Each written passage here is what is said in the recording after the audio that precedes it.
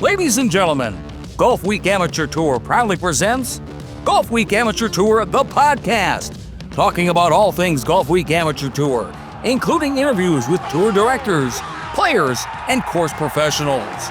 Now here are your hosts, Tim Newman and El Paso Las Cruces Tour Director, Chris Rocha.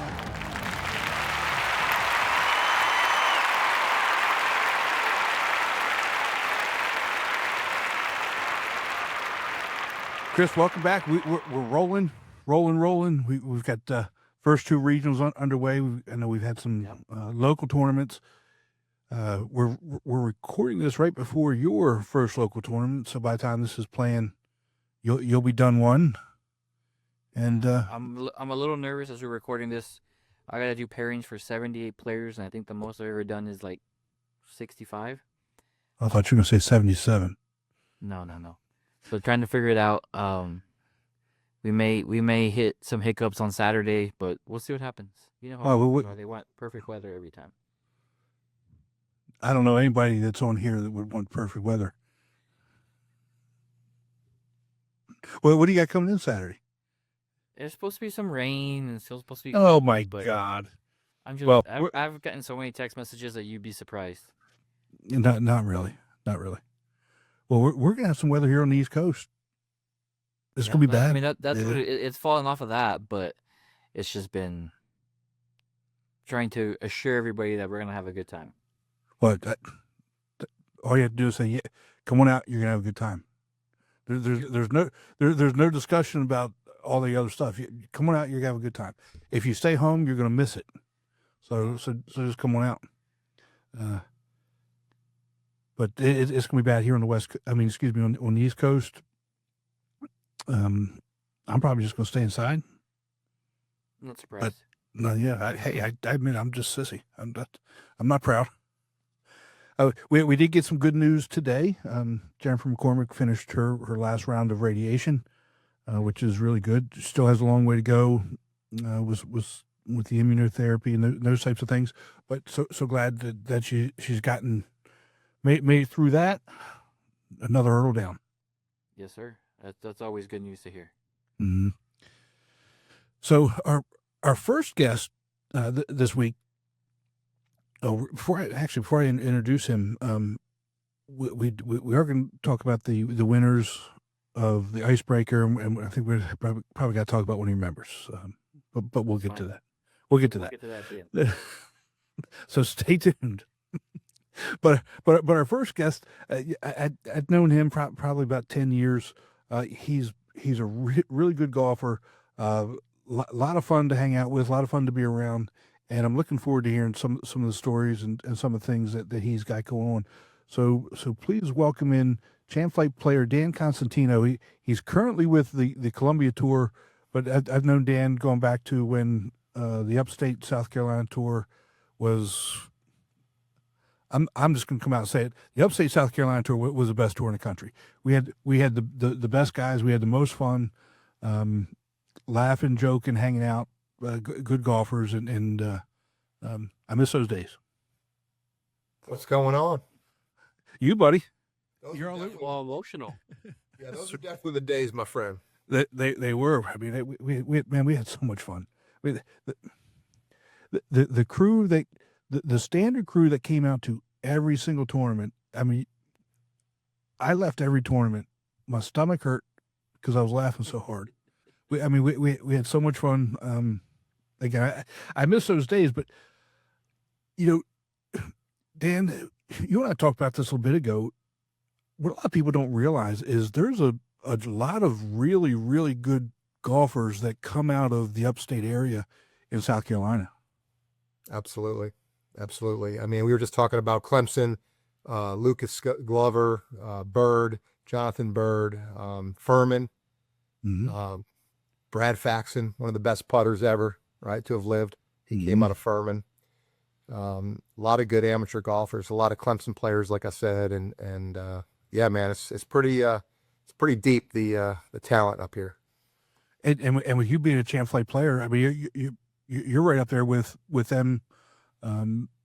And anyway, so you're competing with them, in the Greenville amateurs. I mean, I remember talking to you when I first got there. I didn't quite realize, some of the nuances of Greenville and especially in the golf community, and some of the money games that go on up there. I mean, there's big money that's played for. Well, there used to be a lot, and we were just talking briefly too about the beer shakes. Oh yeah, I know they used to love traveling a little bit and gambling and having a good time up here, and I think they had some backers, but they were they're still around and great guys, Tommy and Robbie. But you talk about good golfers. I think they were on the big break too, which was pretty cool back in the day. Yeah, yeah, and I know, and I can't remember. Of course, I can't remember because we're talking about it. There was a guy that was on the tour from the upstate who just missed out on U.S. Senior Am, not this past year, but the year before. I mean, he was like the first alternate in one of the stacked local qualifiers. Yeah, left-handed golfer. Yeah, Ron Klontz, maybe. No, wasn't him. It'll come to me. I'll call you at 2:00 in the morning, and I'll say this is who it is.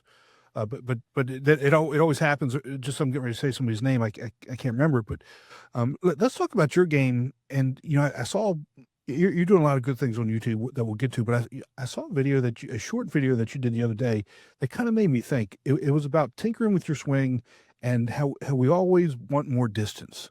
And you said you didn't care if it was a 12-year-old, if he was hitting the ball further than you would get advice from him. Have you always been a tinkerer? Yeah, so the exact quote was, "I'm a head case," and if I saw a 12-year-old next to me striping it, I'd ask him for advice. Yeah, that's it. That's the quote. But you're right. A lot of amateurs, myself and included, I think we're searching not always for distance, but we're searching for the next best thing, the right move. I mean, you look up and down ranges anywhere you go, people are working on positions, and I think that has a lot to do with YouTube. Because people are on YouTube, they're looking for the next best thing, the next golf tip that's going to help them because, we all want to get better, no matter what we're playing for, whether it's for a skin or for pro shop credit or, the golf shirt at, down to Hilton Head at Harbor Town, we're trying to win something and we're all obviously at different levels, but yeah, I pretty much would ask anybody that looks like they're hitting it better than me. How long have you been a competitive golfer? When did you really start playing and getting good? So I obviously, I'm from upstate New York, but I moved to Myrtle Beach when I was 21 because I wanted to play golf year round. And, love it. Love golf. I love the competition. I love meeting people. That's what's so awesome about these tours is you go and you're meeting people from all over the country and a lot of cool guys. I mean, I hardly ever meet somebody that I don't like. And I just love, like I said, the competition. And as far as me getting better, moving down south, being able to play more, obviously when you're in New York, you're playing 4 months out of the year. So, competitive wise, I've always been a little bit competitive, but, I'm not super competitive. I more or less go to have fun. But you get in the heat of the moment, you get in that final group on Sunday, the competitive juices definitely start flowing. Yeah. Yeah. You're just, go ahead, Chris. Go ahead, Chris. I was just going to ask, what is your best part of your game? So mental. No, okay. I'm mental. The best part of my game, to be honest, really is my iron game. I have a short, compact swing, and I hit a lot of golf balls every day. I go to the range every day and hit the ball. And, I feel like chipping around the green is good, but my iron game, worst part of the game, and I'll just mention, is typically the tee ball. If I'm hitting it in play, I'm usually scoring pretty good because my iron game is so solid. How tall are you? You're like 6'3"? 6'3.9. Now, my friends give me a hard time because I'm 6'4", and I apparently I say that a lot to my buddies.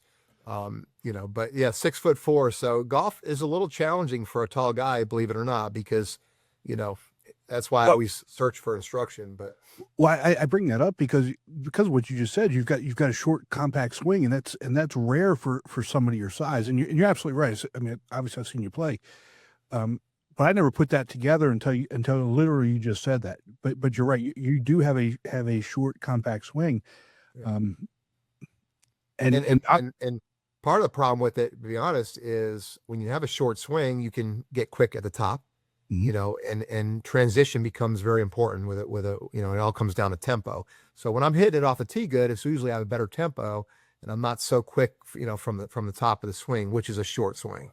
Mm-hmm. So, a couple weeks ago, you played, you played the Icebreaker down Hilton Head, you played Jones Course on Saturday and obviously Harbortown on Sunday. And I want to talk about Harbortown because you had one of the best rounds of the day of the entire field. I don't know if you knew that or not from a score perspective. Right, which probably wasn't the best score, but it was a tough day, very, very windy, cooler conditions. Mm-hmm. I mean, to give you a reference, my 4-iron goes about 225 carry, and I was hitting that club from 170 on some of the holes. I had a chip 8-iron. The caddy was with, this is funny, the caddy kind of misclubbed me a couple times, and finally I was like, I got to just, back off and kind of figure this out on my own. And he was a great guy, great caddy, but he didn't know my game. But I had 120 into one of the holes, and he's like, well, it's a 9-iron based off the shot you hit in a 9, because I hit it like 10 yards short because he clubbed me. Long story short, I'm like, nah, I think it's a chip 8, which is my 170 club, and I knocked it 10 feet pin high on that hole, and it was like, that's 50 yards of wind. So it was fun to play in those conditions, but it was definitely challenging. Well, you tied for second for low score on day 2. Gotcha. I didn't know that. Yeah, and so you finished third. What were you? You were 10 strokes back, but you finished third, and really day 1 was the day, because Jasper shot 69, Right. Wong shot 71, and you shot 75. But Sunday was brutal. Sunday was I mean, if you look and just think about this, if you know anything about Harbortown, the last 2 holes, 17's at par 3, that is difficult to begin with, but that wind was blowing in. There really is no good place to miss. It's short right. It's always short right, but I mean, that's brutal. And then going up 18. I hit 18. I hit driver, 3 hybrid, and I flew it. Wow. I had 4-iron in my hand. It was a back left pin. And the caddy, it started gusting, so he handed me the hybrid, which is my 240 club. So anyway, so I hit that, and I flew it, and it landed right next to the pin, and it shot over the back into the hazard, and then I got up and down for a 5. But I was like, driver hybrid. I mean, I've played that hole before where it's driver wedge, Mm-hmm. So Yeah. it definitely was pretty wild out there. Yeah, I think if you look at the just champ fight scores, I think average score on that hole was 6 plus, probably 6.5. Oh yeah. For champ fight. I mean, we're not even talking about A, B, C, or D. I mean, it was brutal.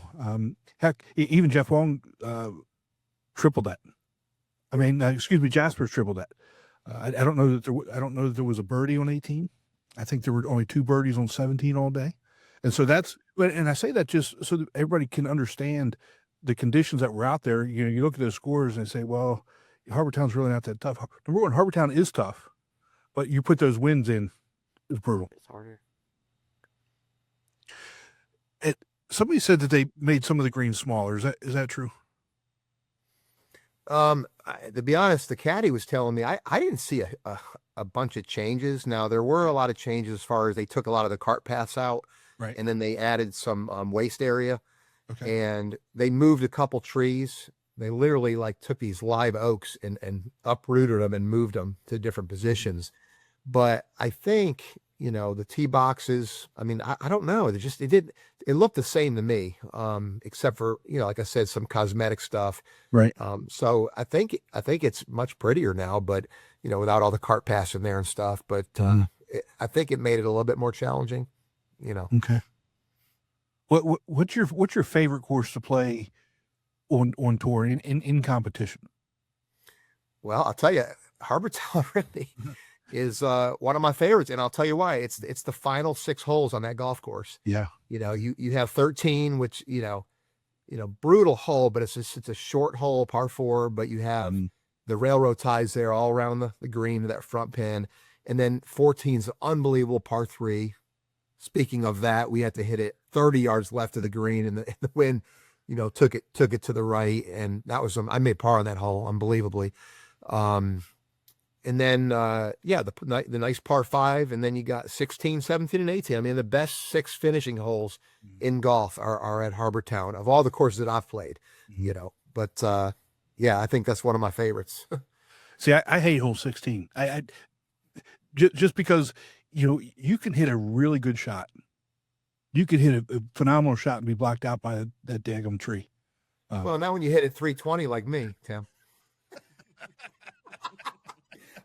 I flew it past that, and I had 120 into that hole, which I hit an 8-iron, like I said. But it is a tough hole if you don't hit it past that quarter. Yeah, it's oh my God, I look at it, it's aggravating. But again, I love Harbor Town and the Jones course that you played. I know Chris can say there he goes again, but that Jones course is probably one of my favorite courses on the island. It's a tale of 2 nines. The back 9 is beautiful, except for hole 10. I don't like that long par. That number one, Jones 10 is a long par 5. Yeah, directly into the wind. That's like a 7-shot hole for me. Just put me down for an 8, and I'll move on. That's that's a tough hole, and they had the pin right in the center on a hump, right on that. Or not Laredo. The crates, and Thanks. But yeah, I actually really love that golf course, but I never play it well.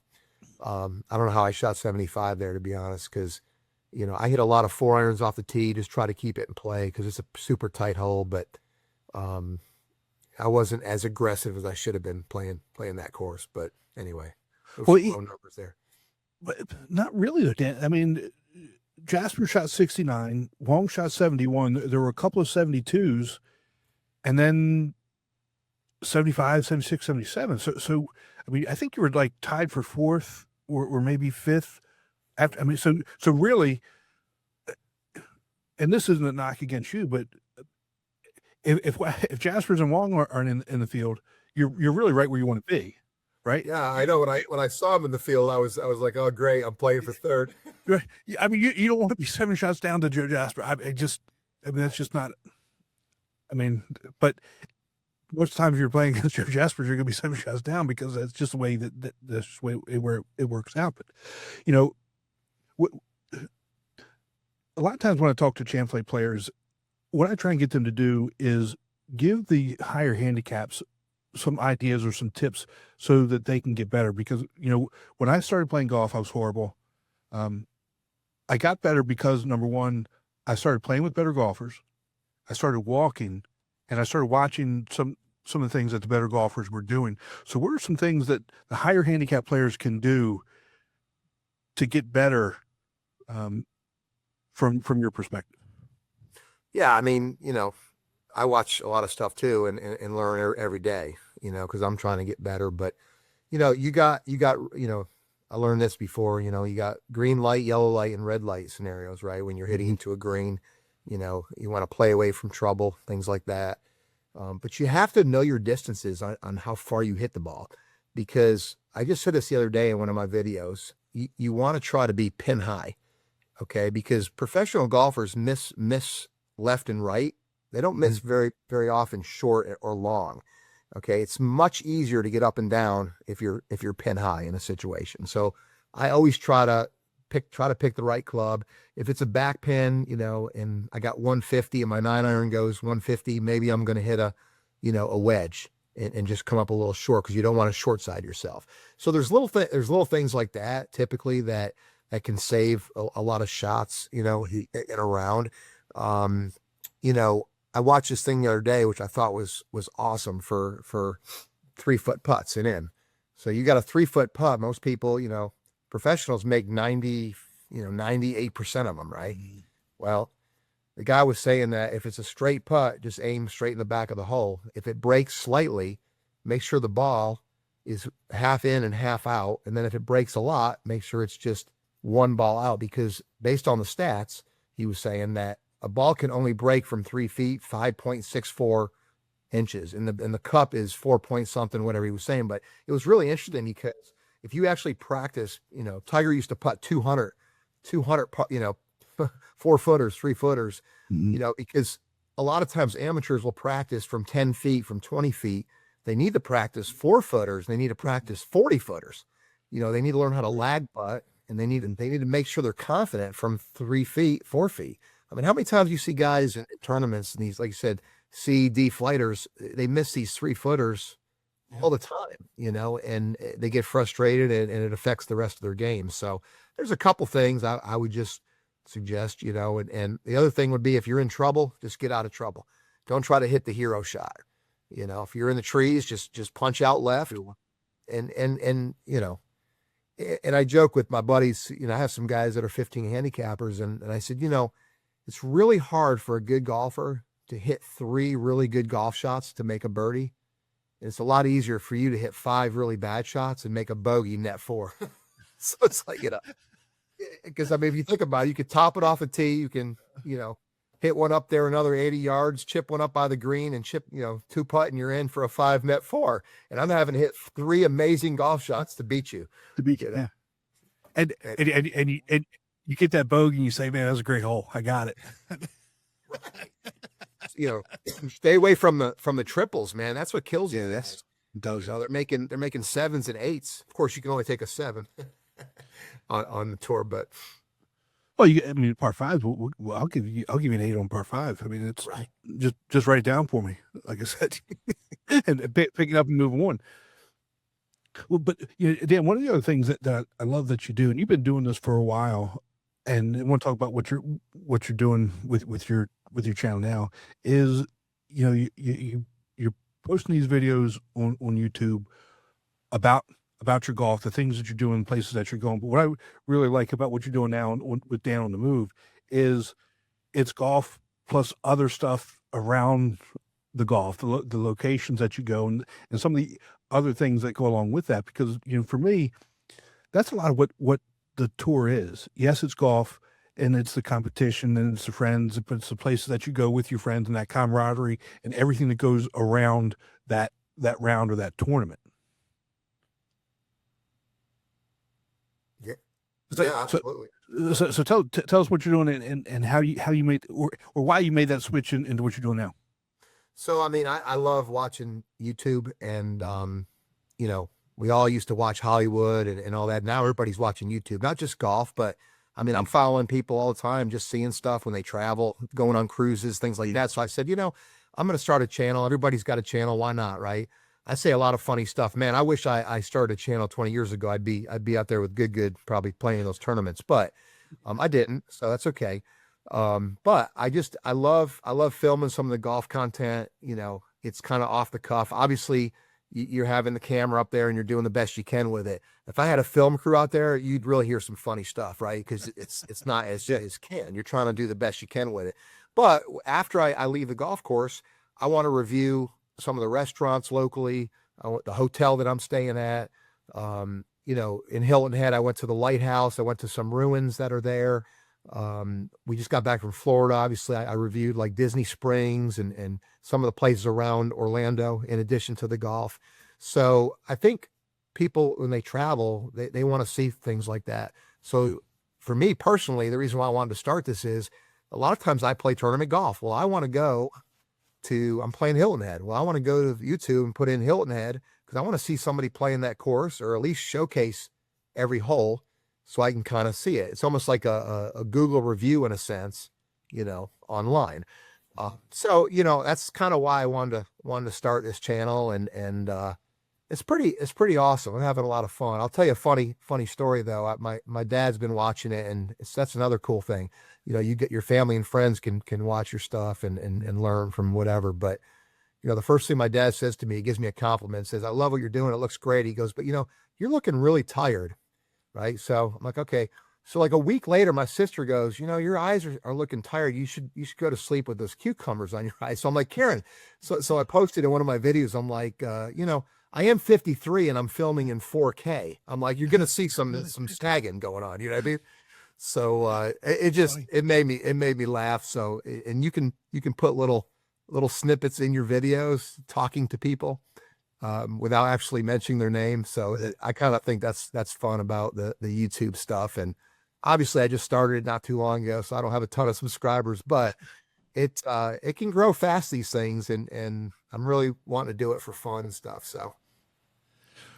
Well, you know, like I told you, and we kind of joked a little bit about, you know, I've got the face for radio and the voice for silent movies. So you know, you just never know, you know, what you're going to see when my face shows up.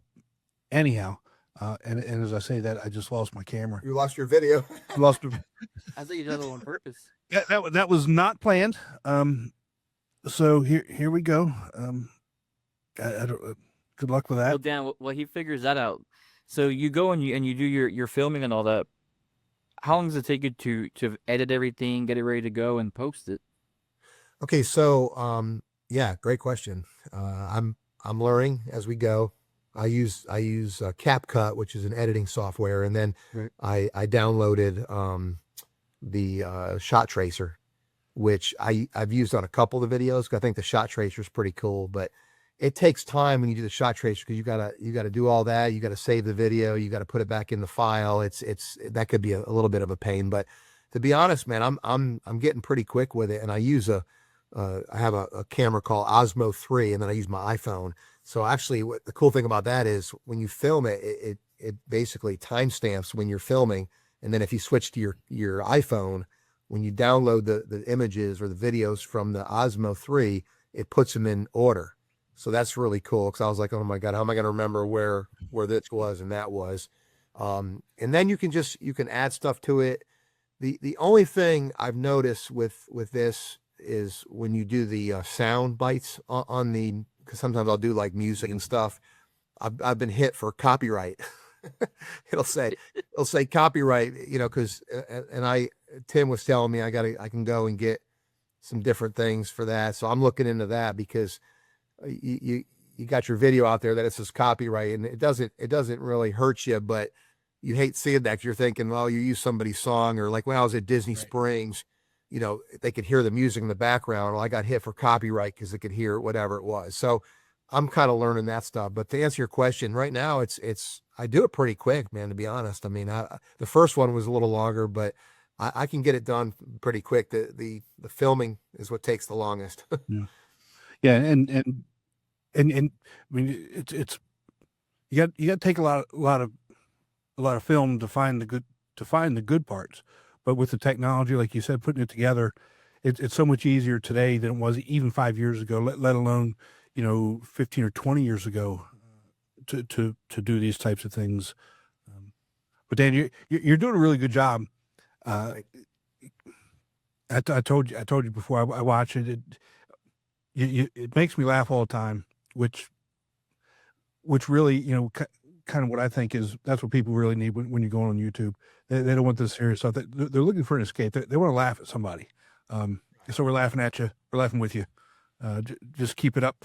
The only thing I'm going to tell you, and Chris is worried about his little rain shower he's going to have in El Paso this weekend. Tell him what weather's going to be like here in South Carolina.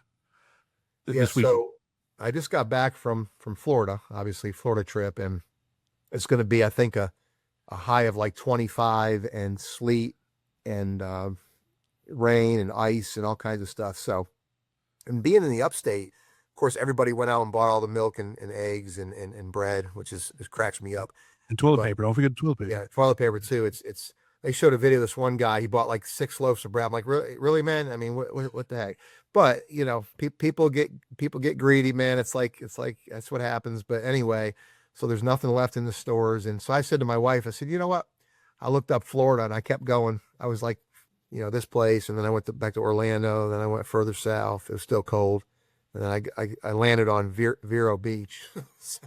so I booked a hotel. I'm going back Saturday for a week. I said it's going to be 75 and sunny down there, so I'm skipping town again to head south. So I'll be filming some stuff. Dan on the move down in the PGA Port St. Lucie, I think it's called. So maybe I can film some stuff down there. That's not a real thing. We'll stay warm, and Dan, it's always good seeing you, good talking to you, and travel safe. We'll talk to you soon. Sweet. Take care, guys. Thanks. Nice meeting you, Dan. Bye. Let's take a break from the show to hear about Srixon's ZX Mark II irons. A great iron set needs more than good looks. It's got to be fast and got to be pure. But good looks never hurt either. The all-new ZX Mark II irons from Srixon. Chris, you know, Dan is such a fun guy. He was very understated today than normal. He's a lot of fun to play with, a lot of fun to hang out with. He's a really good golfer, and he kind of downplays that. And some of the things that he's doing with his Dan on the Move channel, it's really interesting, and he's doing a really good job of it. And I like seeing that. But you know, like I said, he's done some of those things in the past where it's just been about golf, and they've been great. But I really do like what he's doing now, and incorporating the extra and the fun stuff with the golf as well. Yeah, I mean, you know, we talked to a bunch of champ guys, and they're all real down to earth. There, you don't hear anybody that says, "Yeah, nobody can beat me." I'm, you know, real cocky. Like, they're all down to earth, cool.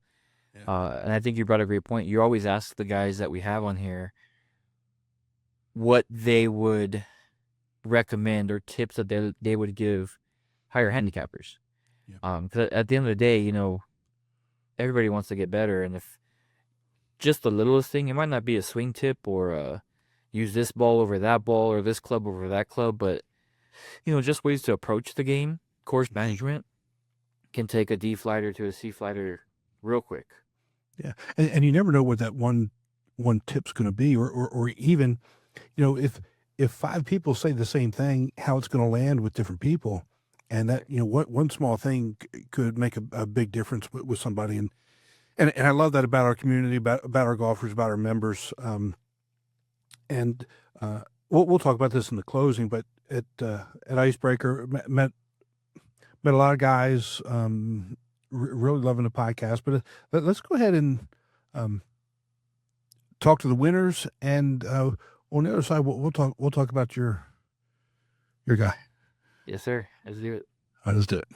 All right, we're sitting here at the Harbortown Clubhouse after the second round of the Southern Icebreaker, and we got a special guest that we want to talk to the Arizona Tour about. Robin, what do you got? El Paso. No, we want to talk to Arizona. Okay. We want to make sure that Arizona knows who we're talking to, right? That's what we really want to know about. Okay. So tell us what we have right here, so that everybody in Arizona knows what this is all about. This here is the Ryder Cup belt that the El Paso Las Cruces team won from Arizona back in December up at Turtleback Mountain in Elephant Butte, New Mexico.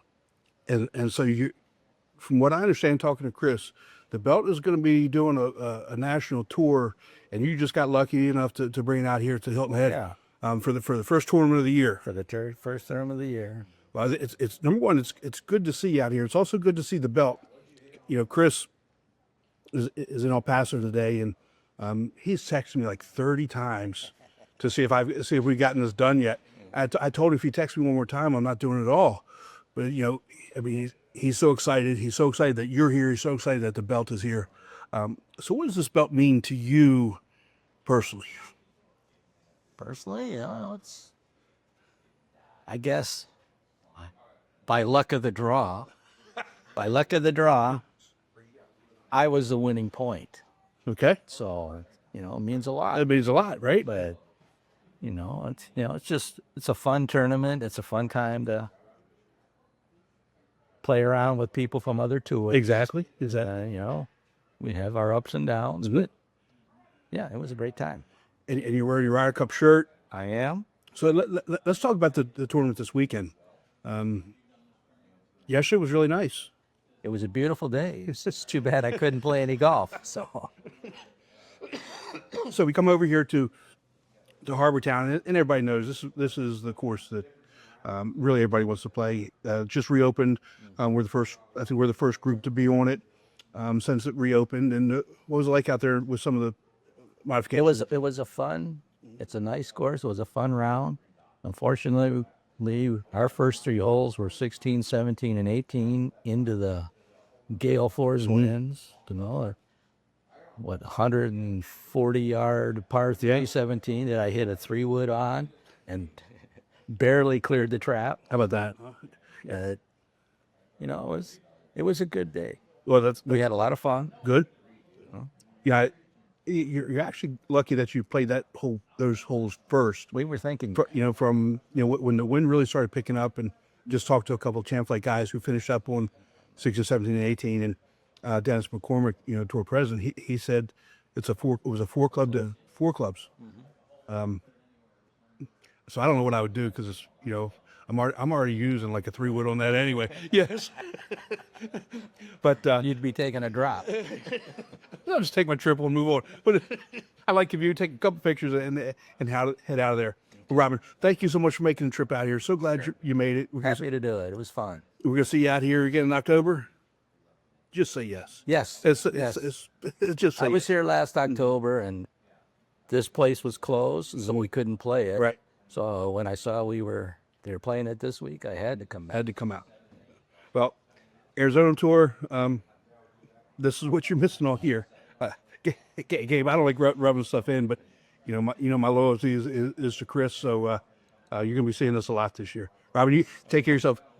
Travel safely, and we'll see you real soon. All right. Thank you, Tim. Take care. All right, we're back here at the Harbortown Clubhouse with a Champlain winner. Everybody knows this guy, Joe Jaspers. He's won here again. Joe, congratulations on the win this weekend. Thank you. Let's start with yesterday. And you and I have talked, and Chris have talked a lot about your mentality in playing different courses, and you're just steady. You shot 3 under yesterday with a bogey on number 6. Yeah. So 369. I think you were leading by 3. I think Jeff was They had 2-shot lead coming in. Yeah, 2 guys shot 71. Yeah. Yesterday was great. The weather was perfect. It was nice. Did anything stand out yesterday as you were finishing up and get ready to come over here today? That's probably one of my best ball striking rounds of the year. I think I hit 16 out of 18 greens. Okay. So, just a lot of 2 putts, not a lot of stressful hard putts or anything like that. So it was actually one of my best ball striking days, in a long time. And so we come over to Harbortown. We're the first group to be on here since the redo. What did you think of what they've done? And was there anything specific that kind of stood out that was different from before? Any of the changes were a little bit subtle. Okay. There wasn't anything real dramatic that you go, oh my gosh, one made difference. A couple of the greens they actually made a little smaller, which I was kind of surprised. How do they do that? Like the back of 12 green, the back left, it's much more narrow, and you're just thinking, man, that target is hard before. No, it's really difficult. Yeah. The other pot bunkers, I think you're going to add an interesting feature because there were a few times, unfortunately, I wasn't in them, but guys in my group were, and you literally had to play away from the hole to get out of the bunker. Okay. You just didn't you just were dead. Right. So that'll be interesting to watch when the tour guys come out here and, see what they do. In a couple weeks. The course is in fabulous shape. I mean, I've seen pictures of it, from when they opened it and some of the other things. It looks really nice. And just from what I saw today, like I told you, I stayed inside today. It was kind of too cold for me. I'm a sissy. It's cold, so I stay inside. But the wind picked up, and oh yeah, and kind of what I want you to talk about today is your resilience and the wind. You won by 7 strokes over Jeff Wrong. You shot 147. He shot 154, and you had a double bogey on 11, and then a quad on 18.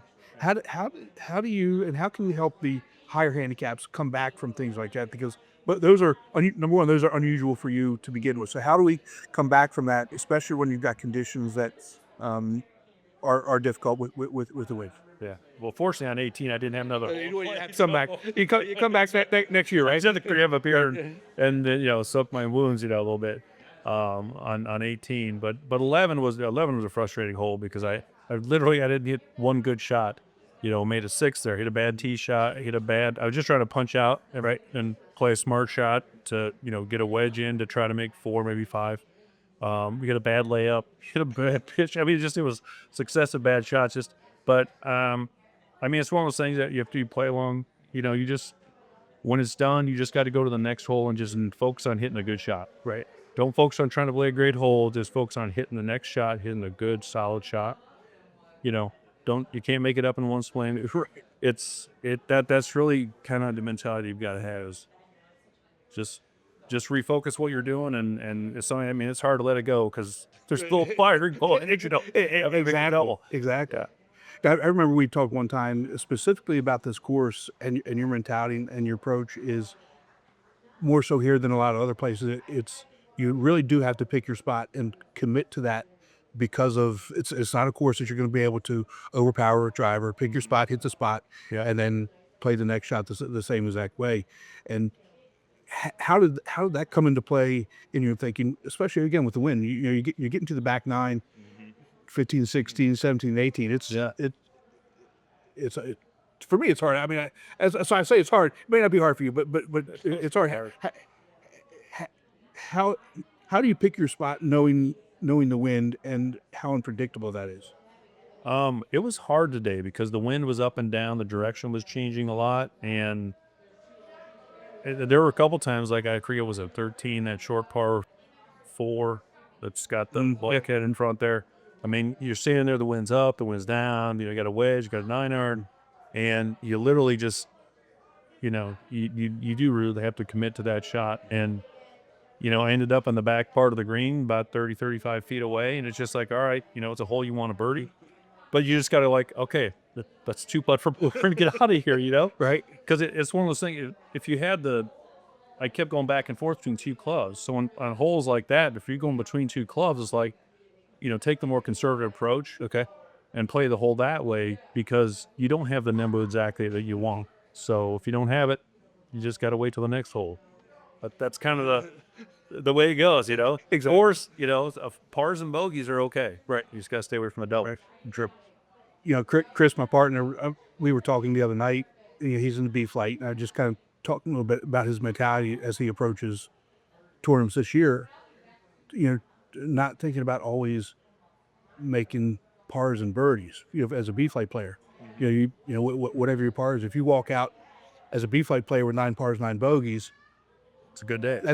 You're in the mix. Yeah. Right. And if something happens that 9 pars, 9 bogeys, no 3 putts, you're right there. And so don't think about always making a great score for a round. Think about just like you said, the individual shot, the individual hole, one by one. Yeah. And I think if more players, especially the higher handicappers, start to think about things a little bit differently, that's something that's going to help them get better a lot quicker than banging 75 drivers before a round. Yes, because I think in golf, one of the things is when you start to press in golf, I think 90% of the time bad things start to happen. Right. And it's the one sport, every other sport, basketball, football, you can be more aggressive, more attack mode.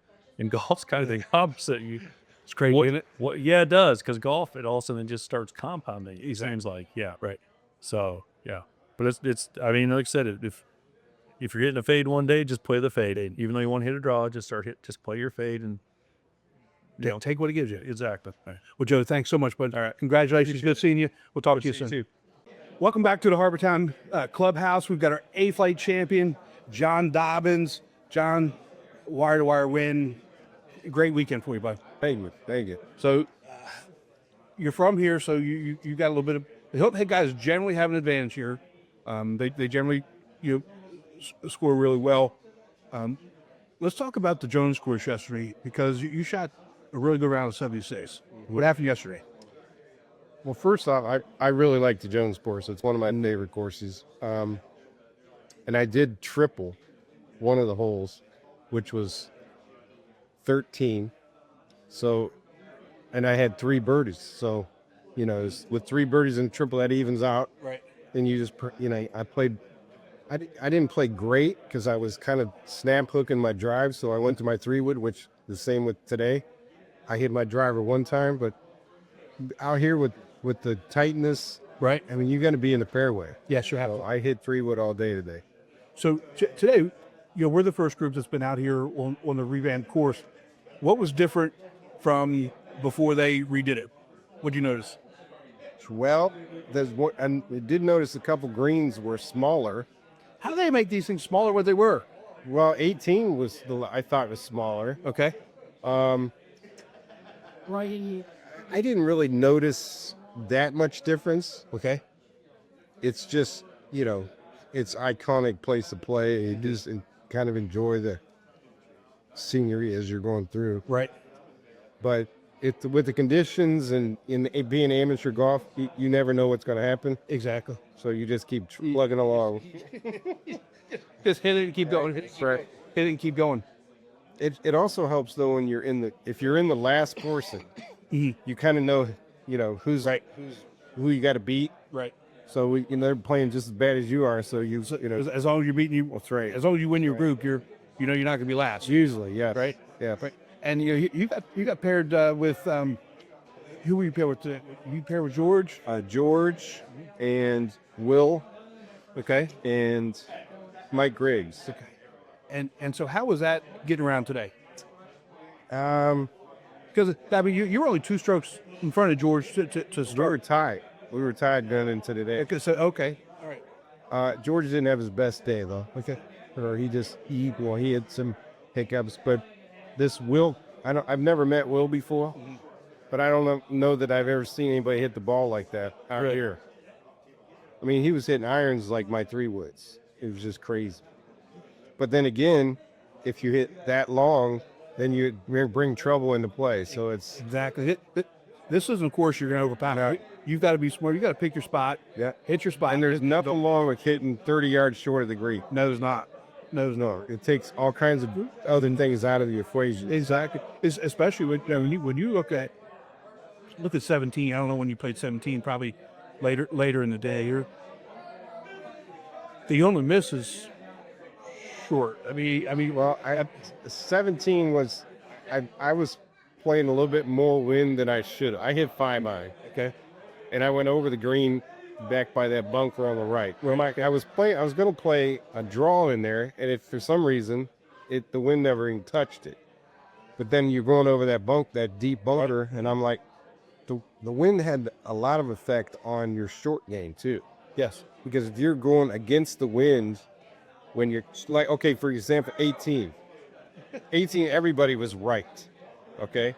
But you got a 55-yard wedge shot going into a 50-mile-an-hour wind, you don't even know how hard to hit. My ball actually hit the green and came back at me on the green. And it wasn't because it had spin on. It was the wind. Oh, wow. It was brutal. Wow. But so I got the scores up. You should see the scores on really 17 and 18. Yeah, it was rough. I think there were a total of maybe 3 birdies total on 17. Oh. 18. My guess 18, the average scores is worse than both. Is worse than both. Yeah. Was there any birdies on 18 today? No birdies on 18 day. A lot of 7s, a lot of 8s. Yeah. Champ plate. Winner got an 8. Really? Yes. Joe Jasper got Oh my got an God. 8 on 18. So I can't wait to talk to you and see what happened there. But I mean, you can see these scores. Lots of black, lots of squares. It was the only hole I doubled today was 18. And I hit a great drive. But that's also the wind coming into play, and then some of those other things that you really have to think about. I mean, the C and D flight guys who I talked to, I said, you should be glad you played, really 15 to 18 early. Yes. The wind picked up as soon as you guys let the stage there, and they really did. And so when the VC and D flights and the Champagne B flights started coming around, the wind's really going, and Yeah. good luck. It makes, it's weird how the different, I think it has, somebody said it has to do with the tide, the winds and the times with the tide. There was some of that, but it was slated to be windy today to begin with. So I mean, And it, there's something to the wind, the tides, but it was more than just that to live. yeah. Well, John, congratulations on the win. You got your Nationals punch. You live here. You'll be here. Yep. And hopefully we'll see you again this year. I appreciate it. Thank you very much. Take care. Again, welcome back to the Harbortown Clubhouse here. We've got the B flight winner, Andy Murrow from Charlotte. Andy, number one, it's good to see you. It seems like I haven't seen you forever. Yeah, it's been a And congratulations, bud. Thank you very much. You've knocked this one out. I mean, first tournament of the year, Nationals paid for, and you had a really good weekend. I mean, you shot 81 today. Yes. On as a B flight at Harbortown in the wind. In the condition, let me just kind of put it in perspective for you, okay? Low round for A flight was 81. Mm-hmm. Low round for champ was 78. Okay? Now going the other way, low round for C flight was 93, and low round for D flight was 90. Okay, so D flight, that's a really good score, but closest one to you in B flight was 86. You had a really good day. Yeah, I did have a really good day. But let's start with yesterday at the Jones course. Tell me about it. I mean, you shot 82 yesterday, which again, when you again, I'm not saying anything, right? Yeah. But when you compare Jones course, nice course, weather was perfect, weather was nice. Yes. 82 is a good, solid B flight score. You come over here to this thing. It's tight, it's small, the greens are small, the wind was blowing, and you shot 81. So let's talk about the Jones course yesterday. Well, the Jones course, I started off on number 10. Okay. And I had 2 pars, but then that's when we went into the wind yesterday, and that kind of got me a little bit, except for 14, I birdied. But the par, that short little par 3, number 12, that hole always eats. I hate that. Yeah, I hate that. We wound up making a double on that hole. Yeah, and but then I battled back. It seems like when we got to 16, 17, 18, I started playing a whole lot better. I had a few hiccups going down the stretch, but consistency is what I'm shooting for. That's and it helped because you had to be consistent today in this wind. Right. Oh, you did. You sure did. Now, today you come over to the wind, and I just kind of want to keep it in perspective for everybody. You birdied 17. Any idea how many total birdies there were on 17?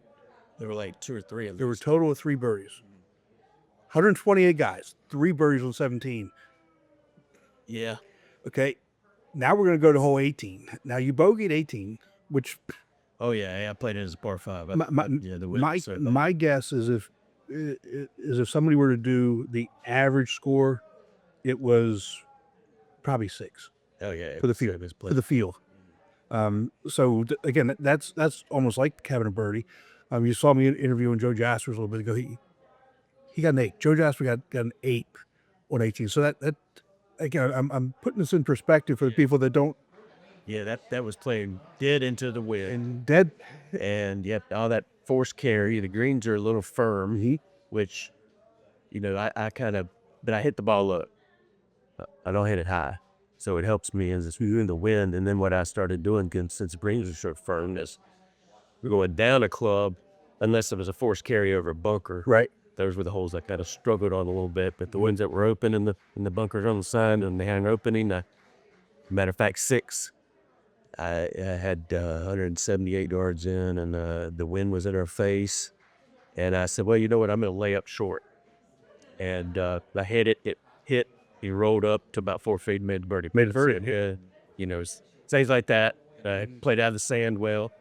Sand is in great shape here at this course. And boy, even the waist areas are in pretty good shape. Was there anything that wasn't, in good shape here? I mean, Oh yeah, no, there's nothing average or below here. There's everything's in great shape. yeah. And I guess it helped. I usually don't walk the course, Okay. but I walked it because it's cart path on the wall, and it helps when you have all your clubs right there. But if everybody else is on a cart and they can go all over the place, it's kind of hard to keep up with them in the tournament. So that kind of helped too. And as far as walking and having everything right there, and I had to go back and forth to the cart, I kind of got into a rhythm. Just walked in my ball, get my yardage, feel the wind. My guess it kept you a little bit warmer too, as opposed to having the wind blowing and then getting in a car. Yeah, as a matter of fact, I played the whole round without this on. How about that? Yeah, well, I didn't have it on. I just had short sleeve shirt on. That's awesome. So that helped. But it was, beautiful course. I loved it. And yesterday was a nice course too. Yeah, and the weather yesterday was phenomenal. Oh yeah, weather is phenomenal. Yep. I'll play better in the cooler weather too. Okay. Well, you 7-stroke win over around Hagen, also from the Charlotte Tour. Yeah, we played together. And he started scoreboard watching, so that probably hurt him because he was out behind the lead, and then he started playing bad, and I didn't even look until the end of the round. And then I went to my truck, put my stuff up, looked at the score. Okay. So you had no idea. Well, I kind of had a feeling from the way the other guys were talking that they never said you won. Right. But I just kind of had a feeling because of the way I was playing too. And it's funny the different mentalities of guys on the tour. I don't know if you remember when we first started having live score, right? Nobody wanted to do it. Nobody wanted to pull their phones out. Nobody wanted to do live score. Yeah. And now it's sometimes they're fighting over who's going to do it. And now they can't. Sometimes some guys, that's all they watch is that. Watch it, yeah. And other guys like you that don't really pay attention to it. Yeah, I'll do the live scoring, but I don't look at the leaderboard. Right, you just put the hole in and hit next and go on from there. Yeah. It's funny how that has kind of changed amateur golf, across the country. Yeah. This type of technology. Yes. But you did get a skin on 17. I didn't get a skin on 17. No. You sure? Yeah, I don't think so. It's showing. Oh, is it? Now again, it could be a mistake, but so there was. Yeah, okay. I didn't get a super skin. No, you didn't get a super skin because there were 3 birdies, 1 A flight, you and one guy in D flight, and I know the guy in D flight, so he may not have gotten in. So okay. But double check because it's showing here for me. Oh, okay. And that's $253 if it's accurate. Oh, okay.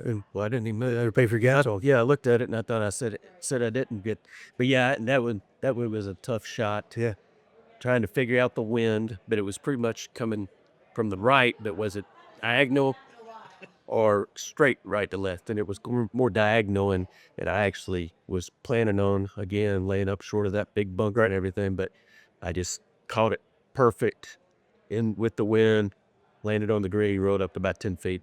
Made the birdie putt. That's awesome. And especially, again, we talk about the wind. There's a lot of holes that you don't really, there's no. Yeah. But there's only one miss there. There's and you got to work to miss it there. Oh, yeah. And, with that wind, like you said, that wind's coming at you and diagonal. And, I mean, well, good luck, right? 9 got me because of the forced carry over the bunker. Mm-hmm. And I couldn't figure out which club to hit. I took more club, but I didn't swing it. Wound up short in the bunker, and then doubled it. But yeah, that was early. That's my second hole, so I didn't start off too well, but I finished strong. That's all right. 7-stroke win. You'll take it? Yeah, I'll take it. All right, brother. Sure. Congratulations. It's great seeing you. Yeah, we'll talk to you soon. it. All right, bud. Will do. Well, welcome back to Harbor Town and the clubhouse. We're here with the Sea Flight winner, Tom Fitzsimmons from Tidewater. And Tom, I know this is your interview, but I think the Sea Flight is the Tidewater flight for the day. I mean, Tidewater won 3 of the top 5 spots. Really? How about that? Did not know that. Well, here's the thing. You know this. Tidewater travels, and when you travel, when you bring guys, you've got a much better chance of taking over flights. Oh yeah, we plan our years out. In November. Yeah, I plan out our regionals. That's awesome. I love that you guys do that, but that's also part of the culture that you all have down there. Lyle's been around for a while. Thank God he's the tour director.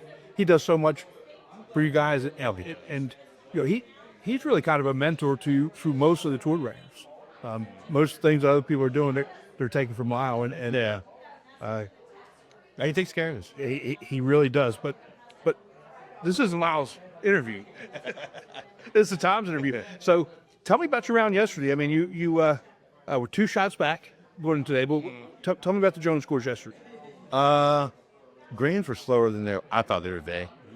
And I don't know, it was just steady. Okay, just steady. Except for the last couple holes where I sprayed a couple left, got the triple, and then just kind of just grounded in the last couple holes. And so you go in today. Who were you paired with today? Was it a Tidewater pairing? No, it was obviously the top 4. Okay. So you were with, let's see here, Scott Holland, Chris Berry, and Matthew Page. Yeah. Okay. And how was that as a from a competitive perspective? You know, because again, you guys were. So 3 of you were tied with 88. Scott had an 86. So you guys were all. Yeah, we were close. You were really close. Yeah. So what was that like from a competition perspective? It's a good banner going on today, I'm sure. And we all hit about the same. Okay. I mean, I was probably the short hitter. But it's all of our shots are good. I mean, and none of it was like we're not rooting against everybody. It's like No, absolutely right. it was a good time. It was really good time. And 3 of the 4 people walked. Really? Yeah. Chris was in the cart. Everybody else was walking. Oh, well, I guess when you got a little bit of weather, it keeps you a little bit warmer. It keeps you. Well, the sweatshirt came on and off. I'm sure. It had trees. It was off. Over there, it was not. Well, you had low round of the day today in C flight at 93, and before everybody gets crazy, 93, yeah, It was tough. Green and fast, and they were small. they were small, and the wind was blowing. Yes. And just keep this in mind. And I haven't had a chance to talk to the champ flight winner. Champ flight winner was 11 over. Got an 8 on 18, which is unheard of for Joe. Yeah. So just calm down. This was tough conditions. I walked 18. I had 2 right. Because I cut them off. Right. And I had to basically that way.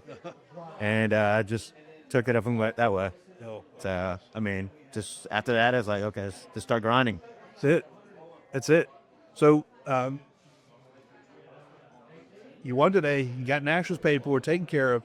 You're ready to go. What's the next regional you guys head to? Lyles at Kingsmill. I'm doing Lyles at Kingsmill, then doing Sequoia. Okay. I'm actually going to try and get up to Kingsmill this year. I'm more than likely definitely going back to the Virginia Tech course. I love that one up there. Oh, I enjoy it. That was, yeah. I'm not doing it this year. Okay. But, it was really nice, especially after all the weather they had. yeah, now they got to clean the skins game. It rained. Then after the flooding. Yeah.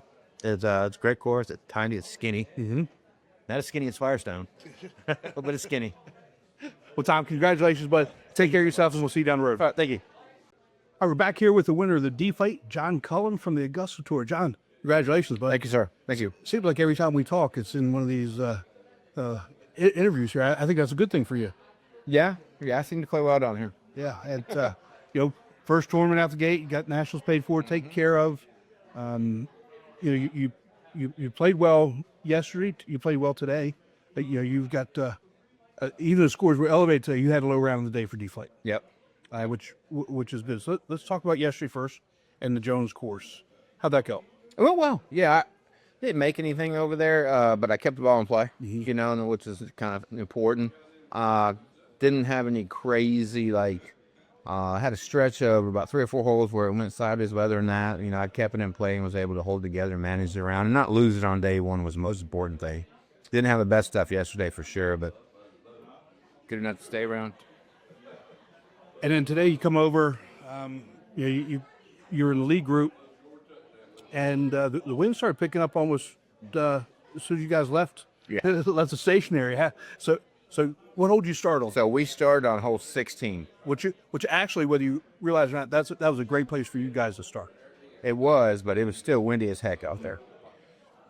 And you got through 16, 17, 18, and bogey, which is fine. And when you look at some of the scores for the other flights, Well, so I was in the first group, right, the lead group for D play, and I knew if I could win those 3 holes, it'd put me in a great spot, right? So I went bogey, where my 3 competitors in the lead group all struggled with it. Right. So I knew coming out of the gate of those 3 holes, like I'm in a great spot. right? Because you were 3 back to start today. Yep. So my guess you were either even or I was winning. okay. So you're in a good spot, and like I said, you finished the blow round day at 90. But what was it like, throughout the rest of the day, battling the wind, and everything else that you guys had to battle with that? Yeah, it was tough with the wind out there and everything. I mean, it's not what you like. I didn't lose a ball all day. I didn't lose a single ball on this golf course. I didn't hit 1 ball out of bounds. I didn't hit 1 ball out of bounds in 2 days. That's awesome. I never crossed a white stake in 2 days. Kept it in play, and that's really what you got to do. If you do that, especially in DeFi, if you do that, you're gonna do well. Yeah, and especially here at Harbortown, this is you got to actually kind of think your way through this, where you can't just sit in the course that you're going to overpower. Just bang the ball with the driver all the time. Yep. But you won kind of going away with a 5-stroke win over Wayne Enzer from Tidewater Tour, and Jim Sliders from Columbus. What was it like being paired with those guys today? Great, Wayne. So me and Wayne were paired together yesterday and today, so it was really good. I told him it was the best 12 hours of his life. So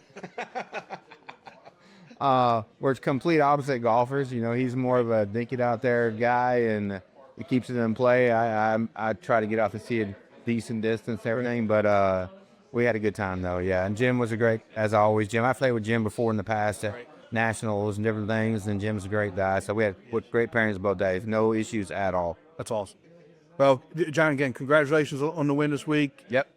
Again, Nationals paid for, and hopefully we'll see you again. About 3 weeks for senior icebreaker, and go from there. I'll see you there. Maybe we'll do the double. All right, Tim. Appreciate everybody. Have a good one. Let's take a break from the show to hear about Srixon's ZX Mark II drivers.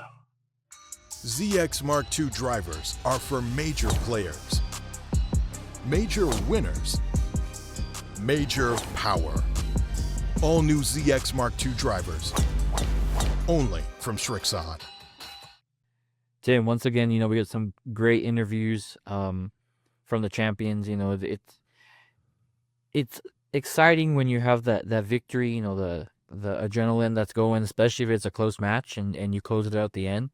And being able to have these guys on, do interviews, things of that nature, whether it's 2 to 3 minutes or we could keep them for longer, it's still fun and it's good for them. And I think that's what brings our tour to the next level, honestly. Yeah, absolutely. And one of the things I kept bringing up in those interviews is the idea of the course conditions, because they were, I know people saw those scores and they're saying, oh man, Chris, it was bad. I mean, you remember that when we were out of Vegas, Right. it was that. And so compared, you take those.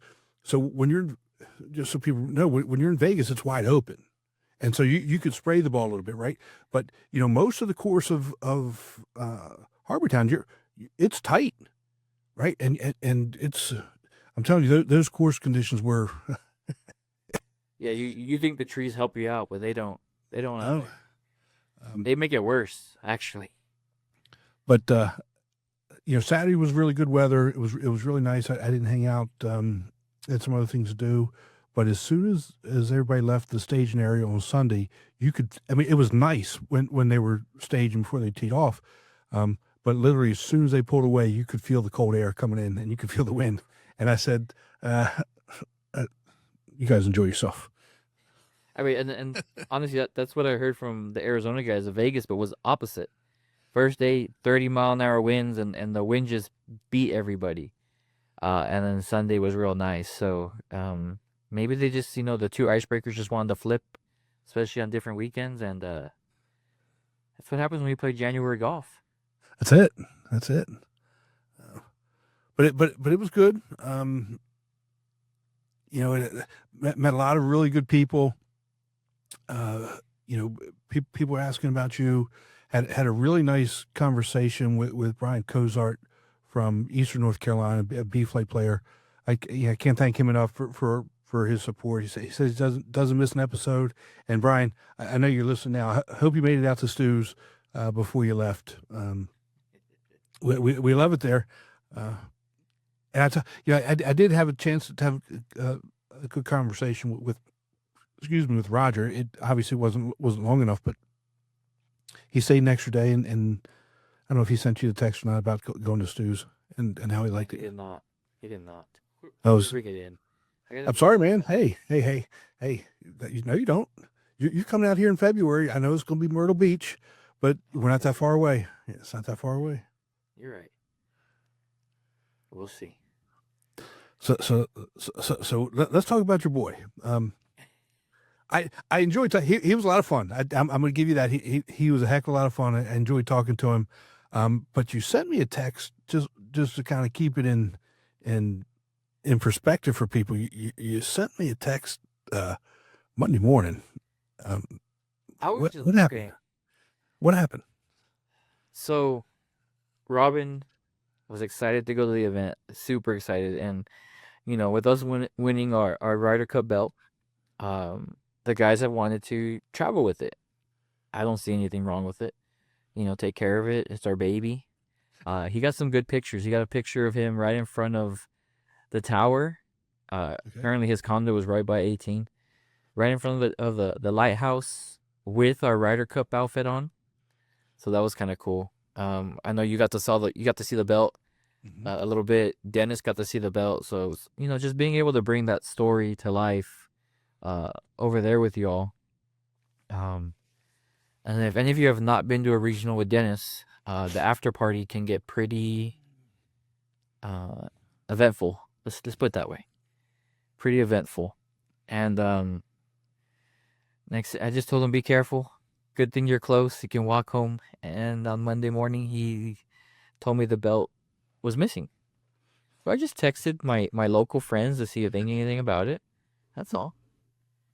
Luckily, it all turned out well. The course found it. Who knows where they found it, but they found it, and it's back home. It's back home. All right. So, Robin, I know you're listening. I love you, brother, but you're now banned from traveling with the belt. You can travel all you want. You can come out and see us. You can go to all the tournaments you want, but you're belt banned. I want to just get another one, a traveling belt, and if it gets lost, it gets lost. And maybe we'll update our current one. We'll revamp it, and then we'll have a traveling one and a stay at home. Oh my God, that's funny. But no, it's a blast. He told me he had a blast, meeting you, Dennis, and when he sent me a picture of him in the men's locker room, just hanging out with Dennis, I just told him, be careful. Have fun, but be careful. Like if he was my grown... Your grown son? It is what it is. Nothing you can do about it. But it's part of it, though, right? It's the fun part. It's the, it's being proud of what you guys accomplished and being and wanting and being able to share those events and memories with others. And I enjoyed seeing him. It was a lot of fun hanging out with him. It was a lot of fun, up there. He gave a really good interview, as you see. But no, you can't bring the bell anymore, dude. I mean, what's crazy and why I didn't really mind whatever happened. If it turned up or not, I didn't really care. It turned out that he was when he came in and told us he won, that was the point we needed to get the belt back. So it's kind of fitting that he was the first one to take it out. But it is what it is. Nothing you can do about it. You just got to move on. Was hoping that my crew over there knew anything about it, but it's funny. You so much. So what happened? I started packing up. It was getting a little later. Started packing up, took some things out to the car, and I went up and he was gone. So I figured, he left. Okay, great. There was only a couple people left up there. grabbed a couple more things, and I never went back up. So he may have still been up. I mean, Dennis came down about 5 or 10 minutes after I left that last time. Colin Dooley and I went and got all the flags. That were around the putting green, and then Dennis came out, and I just assumed that he left, and all was right. So did the belt make it to Vegas? The belt did not make it to Vegas, but it'll go up there eventually. Okay. Pretty sure somebody will go back up there. I'm sure. I'm just glad to have it for our kickoff classic because that thing's gonna be shown around, and good. It'll make it to Myrtle Beach. Good. So who are you coming out to Myrtle Beach with? With Billy. You were. Oh yeah, I know Billy. Yeah, that's a lot of fun. So it's just two of you, or just us two? I mean, I guess I can announce it now because I announced it to the world. Him and his wife are expecting their first child. Good for them. May. So I need to get him out traveling with golf before the baby comes because then we all know that may be limited for a while. So we're gonna go just us two, kind of hang out. Hopefully get some good courses to play before, and hopefully have a good showing. I'm sure that you will, and when you see him, tell him I say congratulations. I'm happy for him. It's been a couple years since I've seen him, but really happy for him. Glad that they're doing this and play your last couple rounds of golf for a while. Enjoy it. Yeah. Can't wait for both. And so you've got is this your biggest field ever that you had? 78? I want to say, yeah. Since I've been doing this, probably the biggest field. That's awesome. Because I don't consider TPC Scottsdale my field. That's all Gabe's field. Even though I help him do all the pairings and everything, but okay, Gabe, I think I just heard Chris say that he'll give it to you even though he does all the work.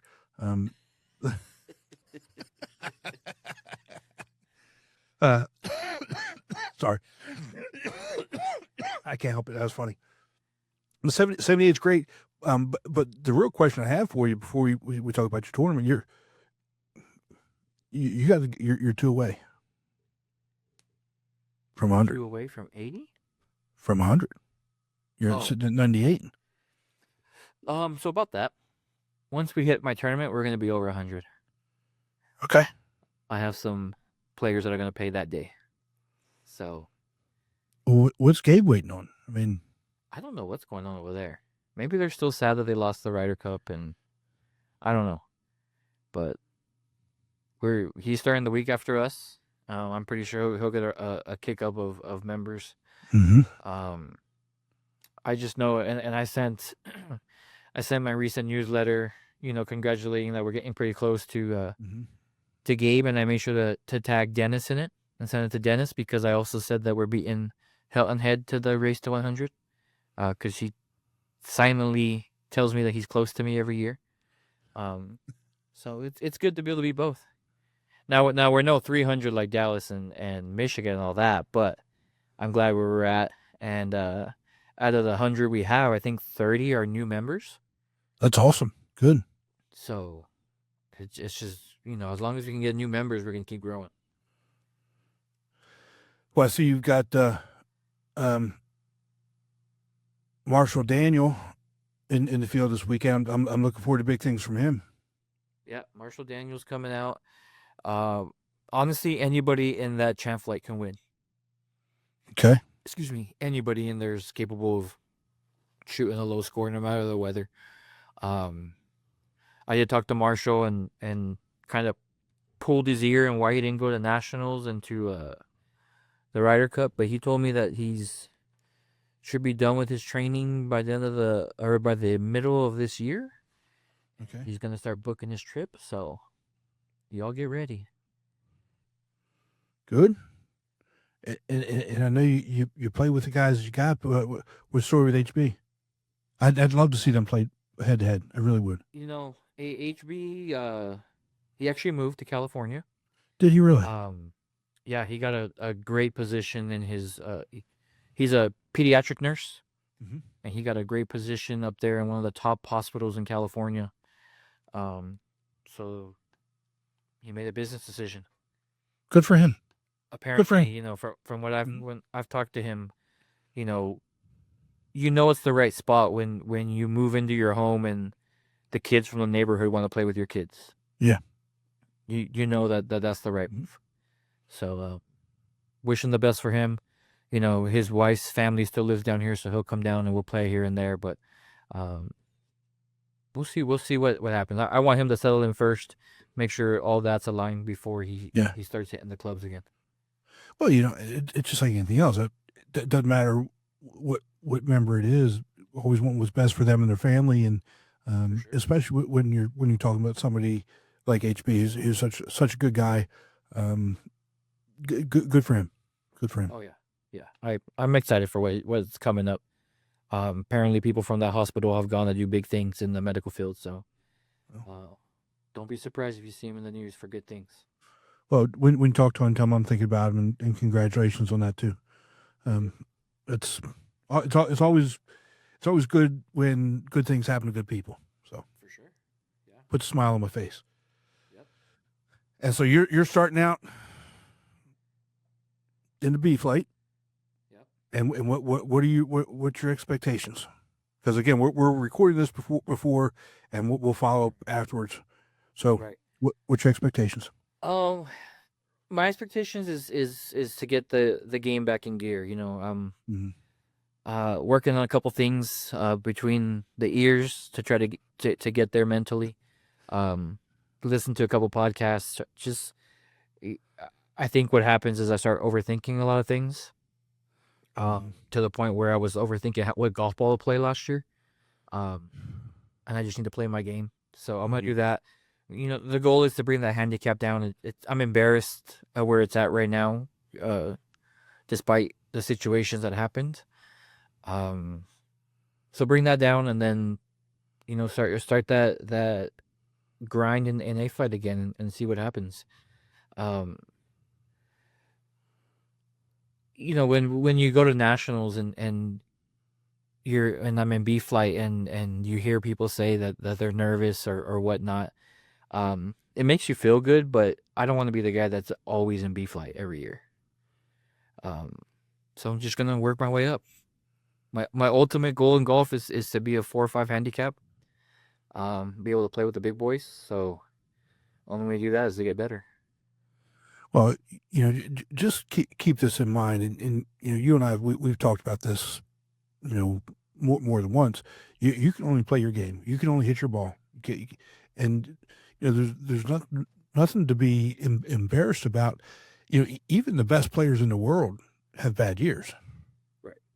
Best players in the world have bad years, and as I pointed out with Joe Jaspers in his interview, he triple bogeyed 18. Yeah. I mean, he had a double bogey. I mean, it's even the best players, don't have their best game. So it's nothing to be embarrassed about. It's just where you are, and you go and you to your next hole. You hit your tee ball, then you hit the next ball, and then move on one shot at a time. Yeah. And just don't worry about what anybody else is doing. Have fun, play your game, and everything else takes care of itself. You approach it like that, everything else takes care of itself. And I think at the end of the year, then you look back and say, wow, this is what we accomplished. This is what we need to work on for next year, and be happy with wherever you finish, good, bad, or indifferent. I need to go back. I think 2 years ago, I wrote down goals for the year. Mm-hmm. Green and reg percentage, fairway percentage, putts per round, things of that nature. I didn't do it last year. I just completely forgot. So I think it was. But you had to, Chris. You had a tough year overall. You had a lot of things going on, a lot of personal issues going on, a lot of family things that happened, and the reality is you did the best that you could given the situation that you were in, dealing with the things that you had to deal with. It's right. No shame, no skin off your nose. It happens. No, You'll be all right. off your nose. I haven't heard. It's not. Hey, I'm trying to keep it clean, man. This is a family show. I get it. So I expect big things. I'm excited. Yeah. Excited to get back in it. Well, and I know you're coming out, and I know it's only it's getting late in Chris is getting late in January, We're in the last week of January once this episode comes out. and so you'll be here in South Carolina in a month. I'm probably not going to see you. I'm probably not going up there. But I'll be very upset if you come all the way out this way and you don't come see me. So I'll know where I stand. We'll meet halfway. Oh boy. Well, good luck this weekend. 78. That's good fuel for you. Yes, sir. I'm excited. Enjoy it, and at least, again, correct me if I'm wrong, but I looked at the field. I think every one of those is no pass member. I don't think you have any guess. I don't. But Yeah. I have had a lot of people reach out to me from other tours asking me, "Hey, what course do I need to play? Hey, I'm going to Scottsdale. I want to stop in your tour and play." So that's a good sign. It's a really good sign. So think about this. Right now, you've got 98 players, and you got 78 of those 98 playing. That's solid. If you keep that ratio up all year long, you guys are gonna have a phenomenal year. I won't complain. And I don't know if you got to dance around, whatever you got to do, get them all.